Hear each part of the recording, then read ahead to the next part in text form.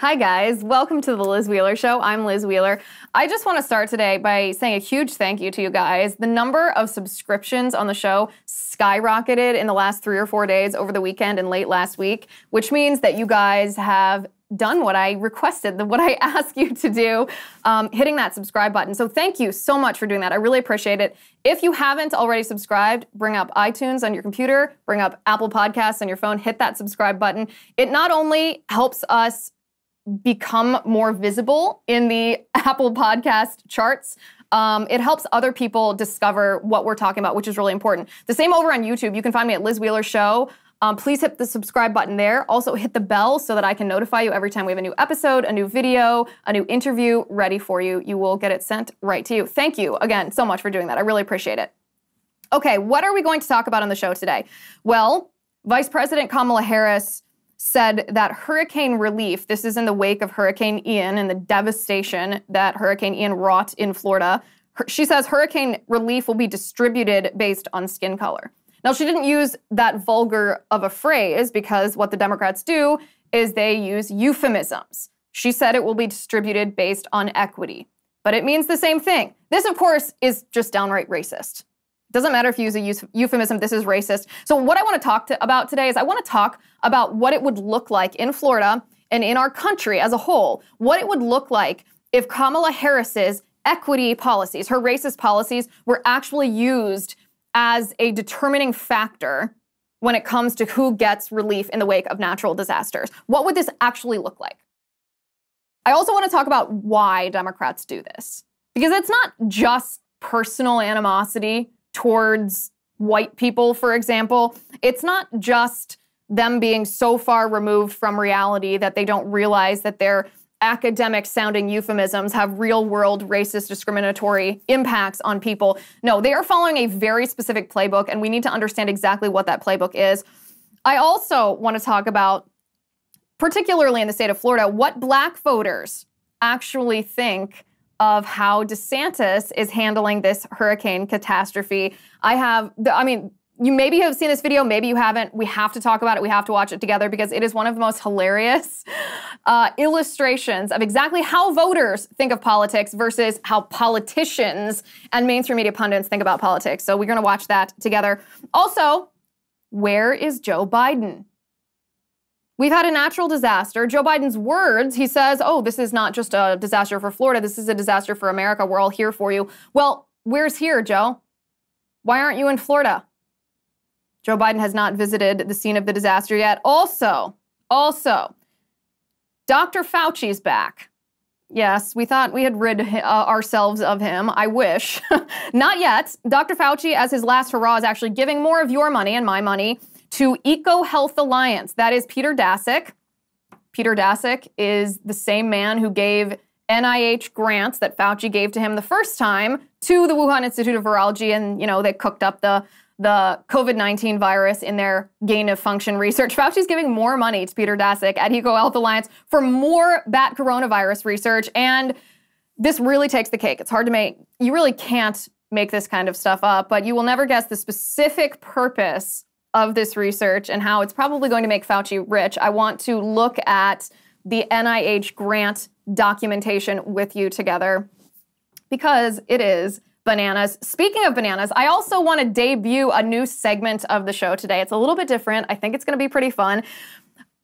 Basically, it's going to be called the most bananas clip of the day, the most bananas video of the day. And what we're going to do is exactly as the name suggests, we're going to watch just the most mind-blowing, nutty, crazy leftist videos that are circulating the web. And man, do I have a doozy for you today. This one simultaneously made me laugh, cringe, and feel like an old person for saying, what is coming of our nation? So that will come at the end of the show, so make sure you stick around for that. But let's get to everything.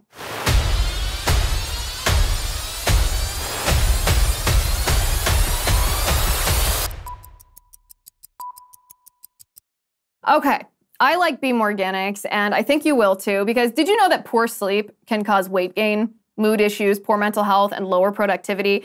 And if you sleep less than 6 to 7 hours per night, that is linked to reduced white blood cell count, So let me tell you, a better tomorrow starts tonight. Introducing Beam Dream. Beam is the world's most innovative functional wellness brand with unique products from everything, from sleep to recovery. And today, you get a special discount available for Beam's sleep product. It's called Dream Powder. It's their best-selling healthy hot cocoa. It contains natural sleep-promoting premium ingredients, triple lab-tested, no THC, and you wake up refreshed. You know how I am with data and with statistics and backing things up with fact. This is what really sold me on the product. 98% of people surveyed fall asleep faster when taking Beam Dream, and 99% of people experience better sleep quality. It's hard to argue with that. You just mix Beam Dream into hot water or milk, you stir it, enjoy it 30 minutes before bedtime. If you don't love it, you can get your money back guaranteed. For a limited time, you can get $20 off when you go to beamorganics.com/Liz and use my code Liz at checkout. That's BEAM organics.com/Liz and use promo code Liz for $20 off at checkout. Okay, Kamala Harris, Vice President Kamala Harris has announced to the country that hurricane relief in the wake of Hurricane Ian's devastation in Florida, that federal relief from the federal government will be distributed based on skin color. Now, as I mentioned before, she didn't use that vulgar of a phrase. She didn't say, you white people, you're not going to be getting hurricane relief because you're white, and black people, because you're black, you will be getting hurricane relief funding because you're black. But that is what she meant. She simply hid it in an equally grotesque euphemism. It is our lowest income communities and our communities of color that are most impacted by these extreme conditions and impacted by issues that are not of their own making. And so absolutely. And so we have to address this in a way that is about giving resources based on equity, understanding that we fight for equality, but we also need to fight for equity, understanding not everyone starts out at the same place. And if we want people to be in an equal place, sometimes we have to take into account those disparities and do that work. Okay, so she didn't say, white people, you're not going to get hurricane relief because you're white. But she did say the reverse. She did say, people of color, you will get hurricane relief based on the color of your skin. And she used the euphemism equity. Now, you and I, guys, we've talked about the word equity a lot because this is the Democrats' way of camouflaging socialism. Equity is socialism because equity is not equality. Equity is not equal protection of the law. Equity is not equal opportunity to achieve. Equity is equal outcome. Equal outcome is unnatural. Equal outcome is a contrived concept. Equal outcome can only be achieved if you have some arbiter of outcome, really. Some arbiter of outcome sitting at the top of this pyramid of people determining who gets to move up and who doesn't get to move up and when. You have to have some artificial arbiter determining or forcing people to be equal in their outcome. That never, ever naturally occurs in any circumstance, in nature, ever. It's artificial, it's socialism. So that's exactly what Kamala Harris has determined herself to be, that she will be the arbiter of outcome. She will look at one person and say, listen, I want you to end up in spot 10. And she looks at another person and says, I want you to end up in spot 10. But since person A would naturally only achieve to spot 5 and person B would naturally achieve to spot 15, well, what does she have to do to force both to achieve spot 10? She has to artificially boost one person and she has to artificially hold the other person back. Artificially holding someone back based on the outcome you want them to achieve, particularly when you want them to achieve an outcome based solely on immutable characteristics, that's discrimination. So equity is socialism because the only thing that begets equal outcome is socialism and authoritarianism, and it's discrimination. It requires these arbiters of outcome to actively hold someone back, to actively choose to deprive someone opportunity or rights based on an immutable characteristic, like race, like gender, whatever, like religion, whatever immutable characteristic you so choose. So this is what equity is. When Kamala Harris says we have to talk about this, giving resources based on equity, she is actively saying exactly what I said. She's actively saying, white people, you will not be given resources, hurricane aid, based on the color of your skin, and black people, you will be given resources based on the color of your skin. That's just racism. It's outrageous, actually, that we allow this to happen in our country. It shouldn't matter what political party we're in. If we see a politician who is basing a policy and a government resource or benefit, the distribution of taxpayer funding when it comes to natural disaster relief on skin color, we should reject that. My God, are we actually going to let our country turn into this? Think about this. Think about what this would actually look like. This would actually look like people in Florida who had suffered, they lost their house, they lost their car, maybe they lost a family member. It's going to cost a lot of money to get them set back up. Infrastructure has been damaged, businesses have been damaged. I mean, you've seen the pictures and the videos of this. You watched this live happen, this hurricane. I mean, they're images you just can't scrub from your mind. And Kamala Harris wants to look at those people, and instead of assessing whether they need funding, she wants to first be like, hold out your arm and let me see if you have white skin on your arm or black skin on your arm. And then she wants to send white people to the back of the line. I mean, it's actually shocking that someone would have the audacity to propose something like this in our modern political environment. And this is not, by the way, just Kamala Harris saying something stupid. Kamala Harris is not isolated in this poisonous ideology. It's not just Kamala Harris's Marxism, just Kamala Harris's radical leftism. This is what the Democrat Party actually thinks. Politico sent out a tweet. This is what they said. They said, DeSantis has been a critic of Biden on nearly every policy front, but he sure does like the president's wallet. Over the past 2 years, Politico writes, DeSantis' administration received billions in federal relief cash, which the governor has used to fund his top priorities. The president's wallet? Oh, you've got to be kidding me. First of all, it's not the president's wallet. This is not Biden's wallet. It's not Biden's money. It's your money that they're talking about, your taxpayer money. Your taxpayer money.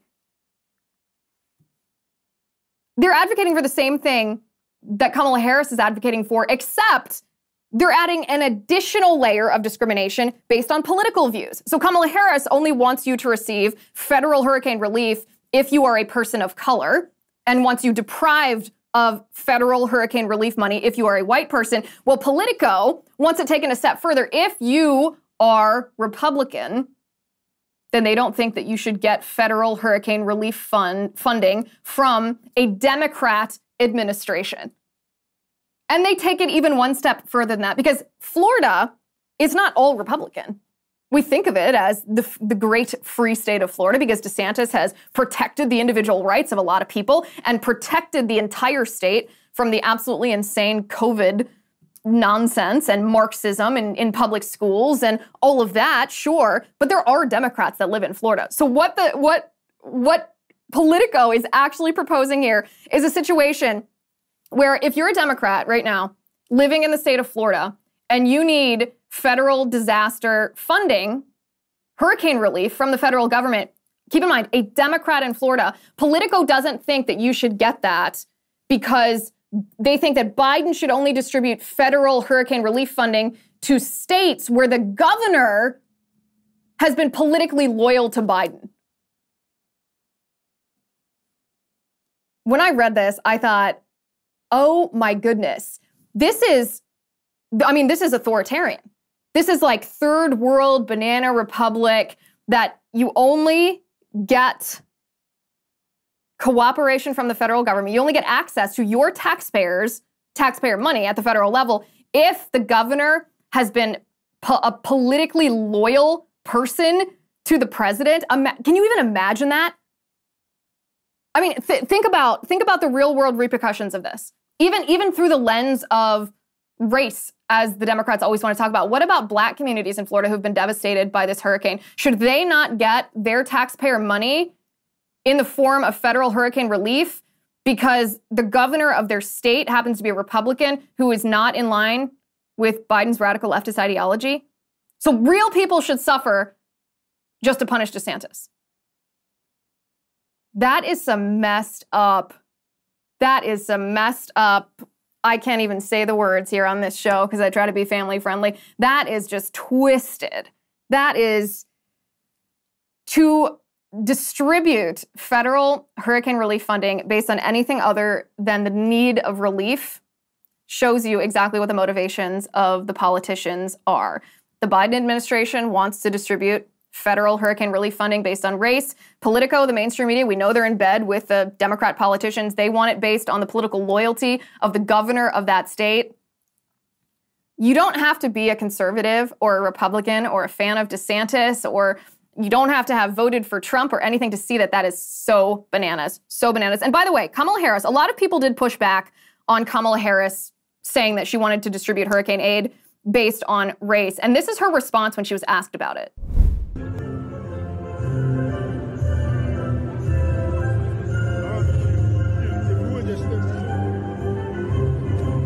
Vice President, can you clarify what you meant about equity for hurricane relief?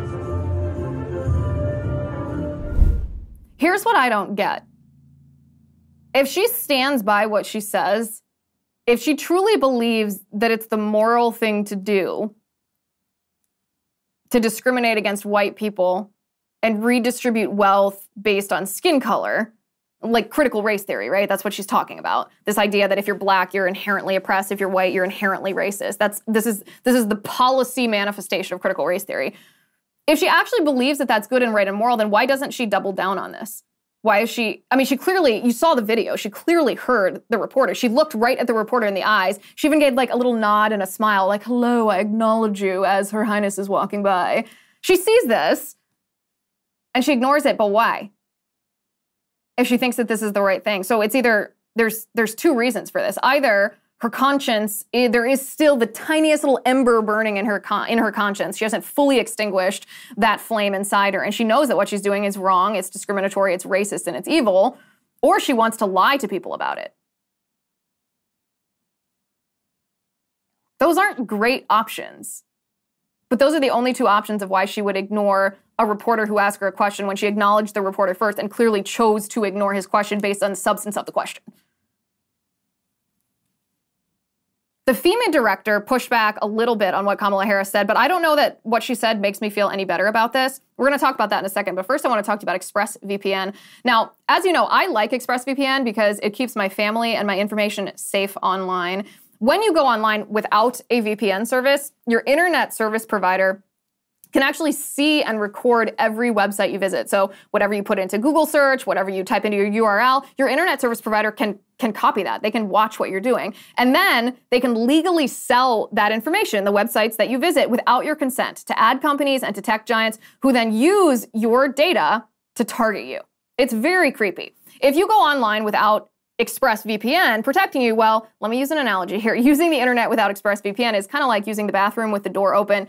No, you want to keep your business private. When you use ExpressVPN, it protects you. Internet service providers cannot see your online activity. Your identity is anonymized by a secure VPN server, and your data is encrypted for maximum protection. It's also, by the way, easy to use. You don't have to be a tech whiz here. You just fire up the app, you click one button, and it works on all your devices, phones, laptops, even routers, if you want everyone who shares your Wi-Fi to be protected.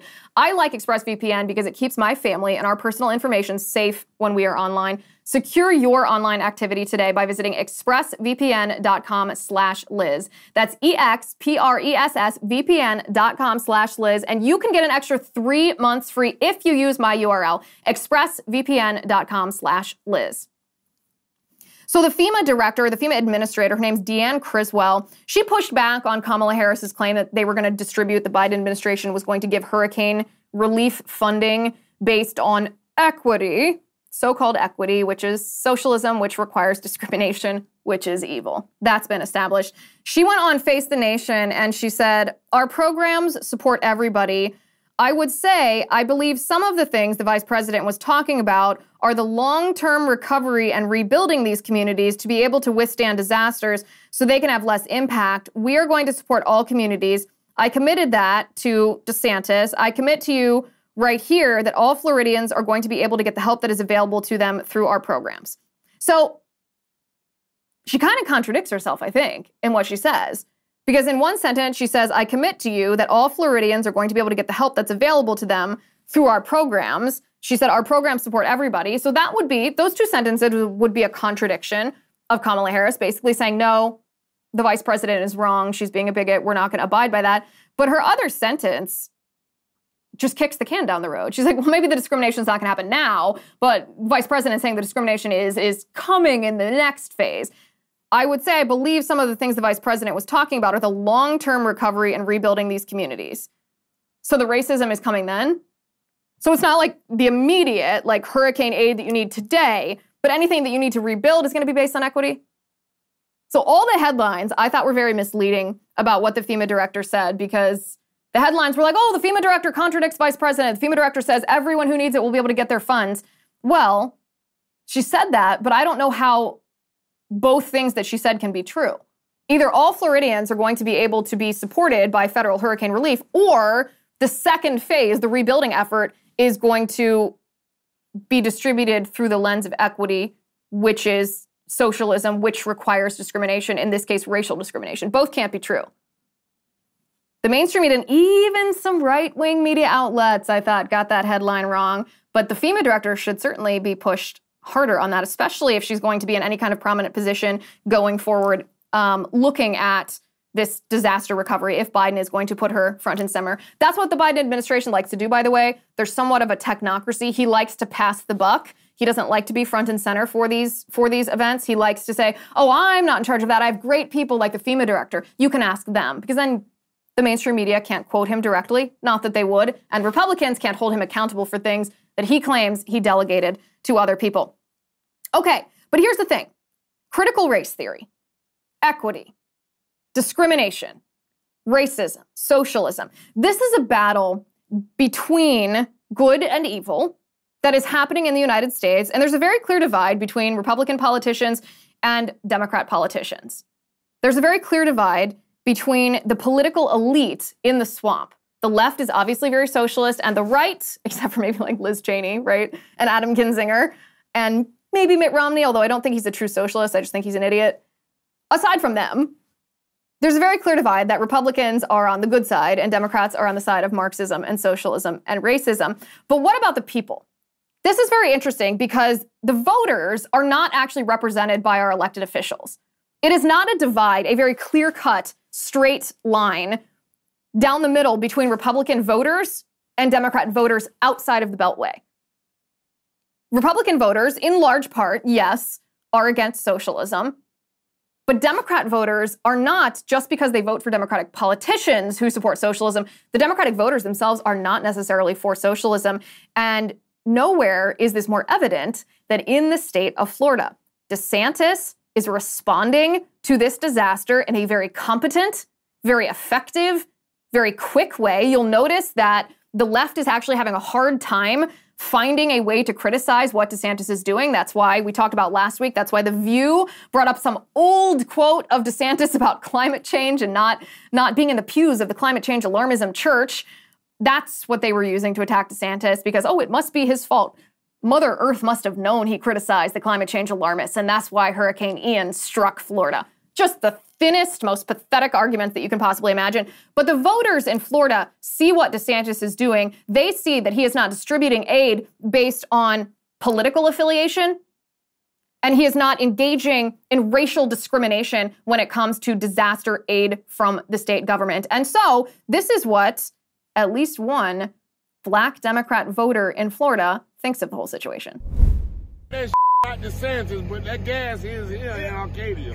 I don't know about the rest of y'all, but it's here in Arcadia. So y'all know who we vote for. I don't know about the rest of you. I'm voting for DeSantis, and I'm a Democrat. So y'all can call it what the y'all want to call it. We got children out here. Okay, I'm sorry, ma'am. Okay, actually my favorite part of that is actually the end, when some woman in the background goes, hey, we got children out here, because the guy's like cursing up a storm. Best part of the whole video. So this is actually really interesting. This is a video that the mainstream media certainly won't play. The Democrats are probably paranoid that you will see, because what is this video? This video is a Black voter in the state of Florida who openly says he's a Democrat, who says, listen, which politician is helping? Which politician is serving the constituents that he took an oath to serve? And that politician is DeSantis. He said, I don't know who you blankety blanks are voting for, but I'm voting for DeSantis and I'm a Democrat. you'd love to see it. That's exactly what a politician is supposed to be doing. Not using a natural disaster, a tragedy, a crisis in people's lives. People's lives have been ruined by this hurricane. Do you know what it feels like? What kind of violation it feels like to lose your stuff? To have your house destroyed, this flooding wreck your neighborhood, your city just unrecognizable in the aftermath? And what are the Democrats doing? They're being political. And what are the Republicans doing? Well, DeSantis is helping people. You'll find that this is actually what voters want in politicians. Democrat voters don't want socialism and equity. They don't want transgenderism and critical race theory. They want a politician who is going to help them live their lives. And that's what DeSantis is doing right now. Where's Joe Biden, though? Let's talk about that. But first, I want to talk about Field of Greens. Field of Greens is a new sponsor of this show, and one I'm very excited about because you guys know I'm very crunchy, I'm very healthy, I'm very into my green smoothies. You guys make fun when I post my green smoothies on pictures of my green smoothies online. But as you know, back in the day, people grew what they ate. Fresh vegetables and fruits were the core of people's diets. It is what they ate. But as Americans have become busier and busier now, unfortunately, sadly, we eat a lot of pre-made, processed, fast food, the easy stuff because it's easy, but it's certainly not very healthy. It's definitely not the 6 cups of veggies and fruits recommended to be eaten every day. But let me tell you about Field of Greens. Field of Greens is packed with a full spectrum of essential vegetables and fruits, plus science-backed herbs and prebiotics. This is what we need, my friends, to stay healthy. Field of Greens works really fast. You'll have more energy, you'll look and you'll feel healthier, and it can even help you lose weight. Next time you're at the doctor and they compare your old lab work to your new lab work after you start Field of Greens, I bet the doctor will say, hey, you crushed it. Join me and take Field of Greens. And to help you get started, I got you 15% off your first order and another 10% off when you subscribe for recurring orders. Just visit fieldofgreens.com and then use promo code Liz to claim your deal. That's fieldofgreens.com, promo code Liz. Fieldofgreens.com, promo code Liz. Where is Joe Biden? He has not visited Florida. He says he will visit Florida on Wednesday, almost a full week after the hurricane decimated the state. Before he visits Florida, he's going to Puerto Rico. Now, why would he go to Puerto Rico first, you might ask? Well, the blunt, bold, unpleasant truth is because Joe Biden has politicized this from the beginning. He's going to Puerto Rico first because he was criticized by the radical left for not including Puerto Rico or the entirety of Puerto Rico in the initial disaster relief declaration that he issued when he declared an emergency, which opened up funding, emergency funding. Puerto Rico wasn't included to the extent that the radical left wanted it to be. Biden faced criticism for that. And so now Biden is going on a show tour. He's going to Puerto Rico first so that the radical left understands that he cares about Puerto Rico. So this is, by the way, just another example of Joe Biden is not leading. Joe Biden is following the radical leftist narrative. He is not only influenced, his decisions are being made based on bullying from the radical left. He's made this disaster political from the beginning. But when he gets to Florida, when Joe Biden, of course, held by the hand of Dr. Jill Biden, who has to lead him everywhere he goes because he has the mind of a toddler, he is President Vegetable at its finest. The first question that Joe Biden should be asked is, was Kamala Harris accurate when she said that hurricane relief will be distributed through the lens of equity? Was Kamala Harris accurate when she said that people of color will receive hurricane relief because of the color of their skin, which would also mean that white people will be deprived of that hurricane relief based on the color of their skin? Is that accurate, or was she wrong? It is a binary choice. The only nuance to it is what the FEMA administrator brought to the table. Is the first phase going to be distributed fine and equally, not based on need and not on immutable characteristic? But then the rebuilding phase, will that be based on racism? Will that require racial discrimination? Will that be socialism? Are you looking for equal outcome, or are you looking for the distribution of taxpayer funds, by the way, to the people who paid the taxes based on their level of need?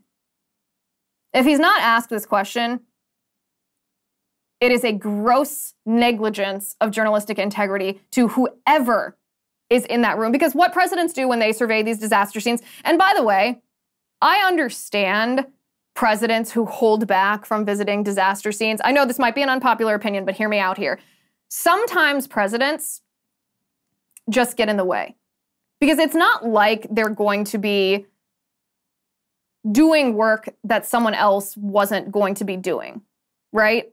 They come with this whole cadre of Secret Service. They have to shut roads down. They have to have all their schedules line up. It's basically a huge, complicated mess. It's chaos when they come. The reason that presidents come is twofold. Either they need to show their face at the scene of a disaster in order to promote national unity, to encourage the nation. This is why presidents sometimes will show up after mass shootings to say, listen, we hear you, we see your pain, we want the nation, here's what I want the nation to be feeling and to be thinking. That's what a good faith president or a good faith governor, a good faith leader, a good faith senator will do if there's a disaster. The other reason that presidents show up is for political purposes, is just to exploit that tragedy to make it look like they are in touch with the people that was hurt. So they put on like a zip-up windbreaker and boots and jeans and a ball cap instead of the traditional suit, and they show up and act like they are on the grounds getting their hands dirty helping these people. But we all know that that's not the case. And again, for better or for worse, that's not the case. Like, that might not be the job of the president at that moment to pick up a shovel, right? So it's not that I criticize Joe Biden for not going to Florida for a week. It's that I criticize Joe Biden for making this political, for his choice to go to Puerto Rico first based on the bullying of the radical left. I criticize Joe Biden for everything that he said about DeSantis, both through his press secretaries and directly in his administration. I criticize Joe Biden for surrounding himself with people like Kamala Harris, who looks at this disaster, this natural disaster, and says, actually, we're not going to base our relief on if you need it. We're going to base it on the color of your skin. So where is Joe Biden? He's silent, which means that is implicit endorsement of what his vice president said. So what are the takeaways from this? The takeaways from all of this are there are racists in our country. They're the Democrats. The Democrats embrace racism as a policy, not just as an individual. I have no idea if these people are individually racist. I have no idea if Kamala Harris walks up to a white person and thinks in her head, ooh, a white person. I have no idea. It doesn't matter because her policies are racist. She is a racist politician. And the mainstream media is demonstrating, Politico demonstrated that this is not an isolated feeling that Kamala Harris has articulated, that this is an ideology embraced by the whole cadre of Democratic politicians and mainstream media pundits. And what's worse, they use your money to pay for their racism. Remember when they say President Biden's wallet? He's not using any of his own money. His own money, by the way, is largely from Hunter Biden, from the Chinese, and from the Ukrainian oligarchs, right? Like, please, he's definitely not using that money, the big guy. Joe Biden doesn't bring his own personal money here. The money that he has control of distributing was money that Congress appropriated. And when Congress appropriates money, it means that they levy taxes, which means that you and I pay for what Congress appropriates, who then gives it to the executive branch, and Joe Biden is able to distribute that. He has that discretion. So it's your money. They're using your money to pay for their racism, their equity, their socialism, their discrimination. It's truly an outrage that we allow this to happen in our nation. And by the way, the Democrats pretend that you are the racist if you condemn their anti-racism. So this term that was coined, anti-racism, is not what it sounds like it is. Anti-racism is not like being anti-abortion, where you're actually against the abortion procedure because you protect the dignity of life. Anti-racism is a euphemism of very clever, super smart, very well from a marketing advertising standpoint. This was a successful venture by the Democrats to call this anti-racism. But anti-racism is not someone who is against racism or not a policy that is against racism. Anti-racism is critical race theory. Anti-racism is the idea that if you do not pursue equity, equal outcome, then you are actively participating in a structure, a pre-existing structure of white supremacy. Because that's what critical race theory teaches, right? That the United States is an illegitimate nation based on the fact that hundreds of years ago, the men who founded our nation owned slaves, which was wrong.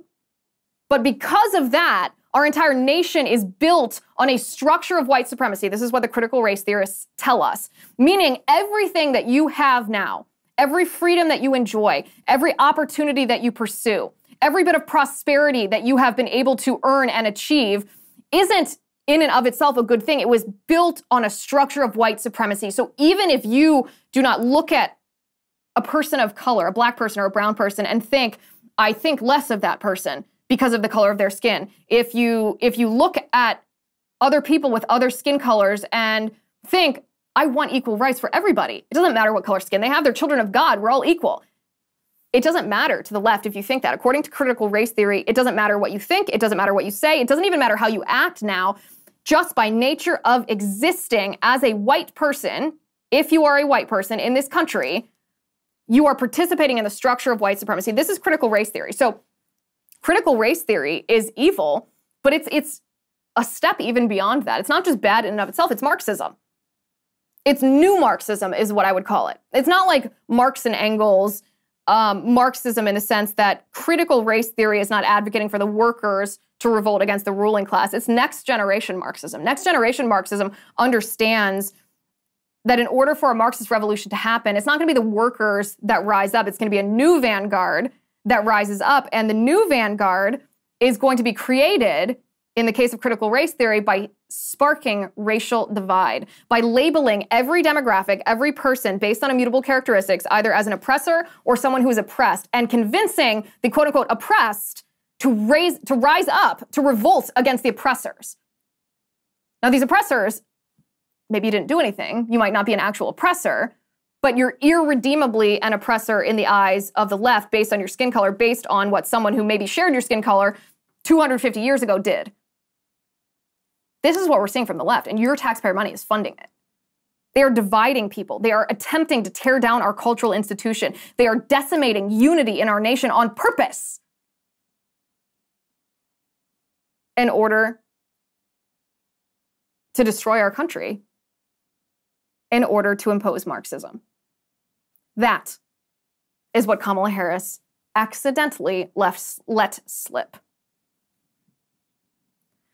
All right, over on Locals, we're going to talk about J.J. Watt, football star, NFL star J.J. Watt. Am I the only one that heard the story of what happened to J.J. Watt, his health problems, and thought, it seems like that might not be the whole story? We are going to discuss that at LizWheelerShow.com/locals. If you are not already a VIP, please come join us. We have a great time. You can use my promo code ACCESS, and you can watch for free for the first month of your annual subscription. I promise you won't be disappointed. LizWheelerShow.com/locals. Okay, it is time for the new segment debuting today. Drumroll, please. This new segment is called The Most Bananas Video of the Day, and it's quite self-explanatory. It is the most bananas clip circulating on the internet, and today, I do not think you will be disappointed. Day 61 of being a girl. Excuse me, that's kind of my thing, but we can do it together. Day 61 of being a girl, and we are in fact two different people. Some people on TikTok don't believe that we're not the same person. We're here to set the record straight. We're queer. What is it about us that people find so similar? Is it our brown hair? Is it the same sunglasses? Is it our smiles? Is it our crop top? Is it our musical theater degrees? Love ya. Oh, so, wow. What we have there is a TikTok star by the name of James, who is a girl, he says. Yes, this is an individual who claims to be transgender, and this is how he believes girls behave. So, first of all, you are not a girl. You are a dude. Doesn't matter if you prance around in a little miniskirt, if you fiddle around with your crop top, if you wear heart-shaped sunglasses, you are a dude, and we can all see that. What's more is you're a misogynist. Because if this is what you believe girls are, if this is what you believe girls do, that's very insulting. That's very demeaning. It's also incorrect. I mean, there's a reason that this clip looks like a drag show. A drag show, what is a drag show? A drag show is an exaggerated, over-sexualized, silly, negative stereotype of what men think women look like and how men think women behave. But drag shows are misogynistic as well because of those reasons. That's what this is. This is misogynistic. This is exactly like a drag show. You are portraying an inaccurate, negative stereotype of what you think a girl is, but you're actually a dude. Knock it off. In fact, it's worse than that, right? Men who pretend to be women, who claim that they are women because they identify as women, because they wear high heels in grass. What actual woman does that? Because they wear mini skirts and a crop top and grow their hair out and talk in silly, high-pitched voices. You are actively hurting real women by stealing opportunities, by stealing achievements, by violating our privacy, which results in a complete lack of protection for actual real women. What you're doing is not silly, it's not entertaining, it's not cute, it's not real. It's obliterating actual real women. All right, thanks for watching. Thanks for listening. Let me know if you like the new segment, and always hit me up with the most bananas clip that you have seen of the day. We will talk again tomorrow. I'm Liz Wheeler. This is The Liz Wheeler Show.